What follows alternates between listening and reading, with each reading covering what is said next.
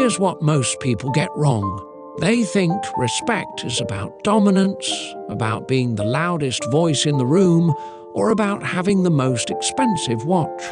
Today, I'm going to shatter those myths and show you the psychological blueprint that makes people respect you immediately. Not fake respect, not temporary respect. Real, lasting respect that changes how people perceive you forever. And stick around until the end, because I'm going to reveal the single most powerful respect-commanding technique that less than 1% of people know about. But first, let me tell you a story that changed my entire understanding of respect. The psychology of immediate respect. A deep dive. Let's start with something counterintuitive. True respect isn't about what you do, it's about who you are at your core. But here's the fascinating part. Who you are manifests in subtle behaviors that others pick up on subconsciously. Let me explain. The foundation. Understanding human psychology. Before we dive into specific techniques, you need to understand why humans respect certain individuals immediately while being indifferent to others. This goes back to our evolutionary psychology. In our ancestral environment, humans needed to quickly determine who could be trusted, who could lead, and who could provide value to the group. This created what psychologists call rapid trust assessment, the ability to size someone up within seconds of meeting them. Modern research shows that this assessment happens in the limbic system of our brain, specifically the amygdala, within the first 100 milliseconds of seeing someone. But here's what's fascinating. While we can't control that initial split-second judgment, we can influence everything that comes after it. The 3 pillars of immediate respect. Through extensive research and personal experience, I've identified 3 core pillars that command immediate respect. Each of these triggers specific psychological responses in others that culminate in genuine respect. 1. Conscious presence. The art of being fully there. Most people float through life on autopilot, their attention scattered across 1,000 different things. But highly respected individuals practice what I call conscious presence. This isn't just about mindfulness, it's about creating a gravitational field of attention that others can feel. When you walk into a room, are you truly there? Or is your mind already racing to the next meeting, the next task, the next problem to solve? This subtle difference changes everything about how others perceive you. Here's how to develop conscious presence. The first step is understanding that presence isn't passive, it's an active state of being. Start by practicing what I call the 3-second reset. Before entering any room or beginning any interaction, take 3 seconds to ground yourself in the present moment. Feel your feet on the ground, notice your breathing, become aware of the space around you. But presence goes beyond just being in the moment. It's about creating what psychologists call attentional bandwidth.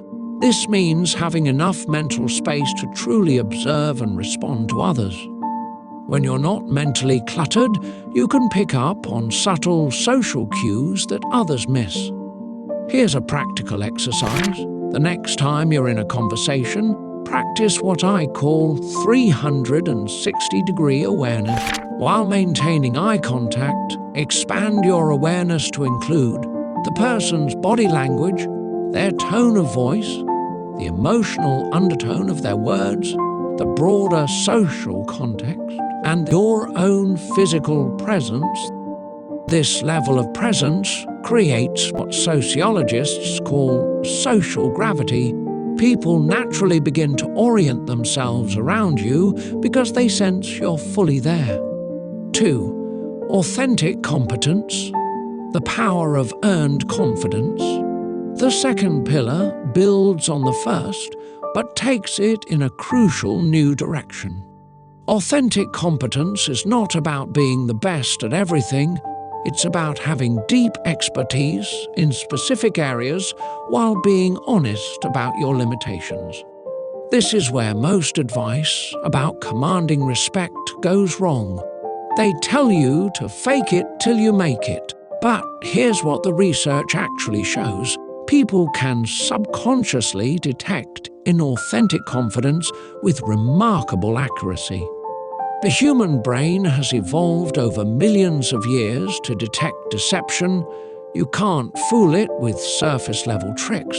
Instead, focus on developing what I call transparent expertise. This means developing deep knowledge, choose areas that genuinely interest you, and develop comprehensive understanding. This could be your profession, a hobby, or any field that captures your passion. The key is to go beyond surface-level knowledge to understand the underlying principles. A respected cardiothoracic surgeon explained it perfectly.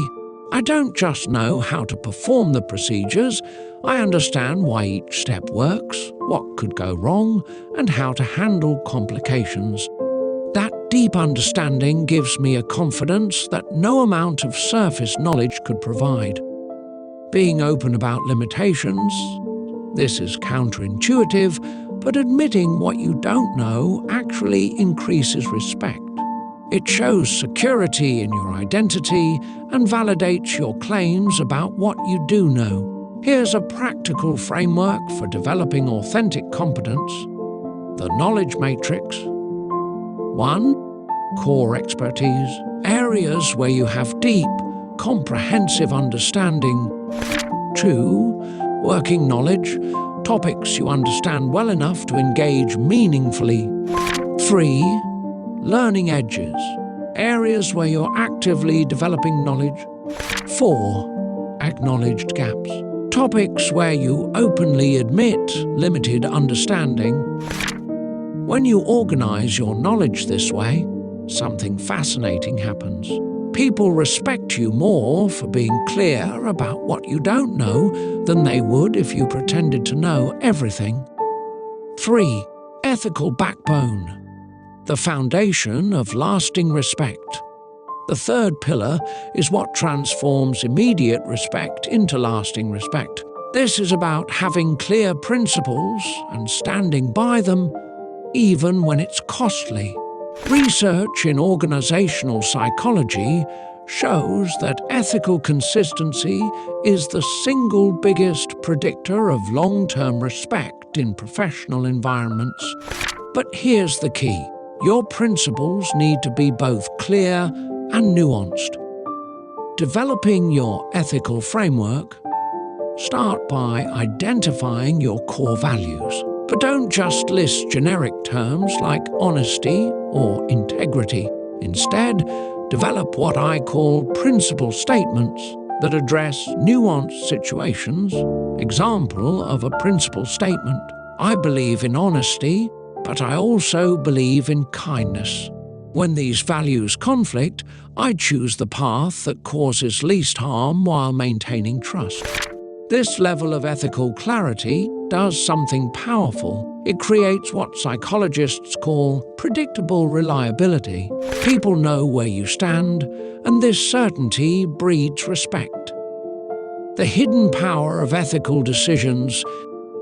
Every time you make a decision aligned with your principles, especially when it costs you something, you're building what I call respect equity. This is like compound interest for your reputation. Here's a framework for building ethical backbone. 1. Clarity of principles. You should document your core values, create specific principle statements, identify potential conflicts between values, and develop resolution frameworks for these conflicts. 2. Consistent application, that is, regular self-audit of decisions, seeking feedback from trusted peers, adjusting principles based on new understanding, and maintaining transparency about your process. 3. Costly commitment, meaning identifying situations where principles have a price, preparing for difficult decisions, building support systems for challenging times, and learning from past ethical challenges. The integration, creating a respect-commanding presence. Now, here's where everything comes together. When you combine conscious presence, authentic competence, and ethical backbone, you create what I call a respect resonance. This is where the magic happens. People don't just respect you because of any one thing, they respect you because these elements create a coherent whole that triggers deep psychological recognition. Practical implementation steps. 1. Morning presence practice. 5 minutes of conscious breathing, review of daily intentions, physical grounding exercises, and mental preparation for key interactions. 2. Competence development, daily learning in core areas, regular skill assessment, feedback gathering, and knowledge mapping. 3. Ethical reinforcement, weekly principle review, decision journaling, peer discussions, and value alignment checks. The secret technique: reciprocal respect generation. And now, as promised, here's the powerful technique that less than 1% of people understand: reciprocal respect generation. This technique is based on a fascinating psychological principle. The human brain is wired to mirror the behaviors it receives. When you demonstrate genuine respect for others, not as a manipulation tactic, but as a natural extension of your own self-respect, it triggers a powerful reciprocal response. Here's how it works. 1. Start by truly seeing the value in others, not just their achievements or status, but their inherent worth as human beings. 2. Move beyond generic praise to specific recognition of unique qualities and contributions. 3. Create regular opportunities to demonstrate your recognition of others' value. 4. Help others see their own worth more clearly through thoughtful reflection and feedback. The psychology behind this: when you consistently demonstrate this level of respect for others, it creates what psychologists call a positive feedback loop. People begin to associate you with feeling valued and respected, which naturally leads them to respect you more. This isn't manipulation, it's about creating a virtuous cycle of mutual respect that elevates everyone involved, bringing it all together. Natural respect isn't about techniques or tricks. It's about developing a genuine presence that commands respect through authenticity, competence, and ethical clarity. The journey to commanding immediate respect isn't about changing who you are. It's about becoming more fully yourself and learning to express that self in ways that resonate with others' deep psychological needs for trust, competence, and ethical leadership. If you found this valuable, hit that subscribe button and join our community of people committed to authentic personal growth. In the comments below, share one principle you stand for and how it's shaped your life. Let's build a conversation about real respect and genuine leadership. Remember, true respect isn't demanded, it's earned through consistent demonstration of character. Start applying these principles today and watch how people's responses to you begin to shift.